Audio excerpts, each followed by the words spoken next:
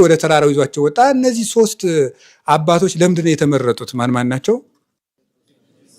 ጴጥሮስ፣ ዮሐንስና ያዕቆብ። እነዚህ ሶስት አባቶች የተመረጡበት መሰረታዊ ምክንያት ሶስቱም ለክርስቶስ ቁርጥ ፍቅር ያላቸው ስለሆኑ ነው። ቁርጥ ፍቅር።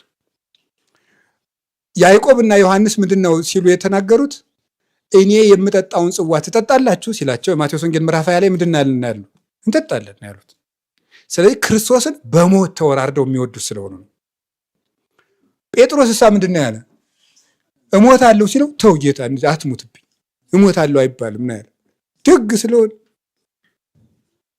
ሌላ ሐሙስ ማታም እሞታለሁ ሲል ጌታ ልያ ሲል የለም እኔ ሌላው ሊክድ ይችላል፣ እኔ አልክድም፣ አንተ ጋር እገባለሁ ነው ያለ። ክርስቶስን የሚወድ ቅን ስለነበረ።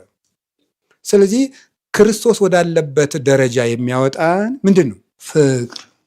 ክርስቶስ ወዳለበት ደረጃ እንግዲህ ተራራው የምንወጣው ነው፣ ግን ከክርስቶስ ጋር ተራራውን ለመዝለቅ የሚያበቃን ጉልበት ምንድን ነው? የማን ፍቅር? በጣም ግሩም ነው።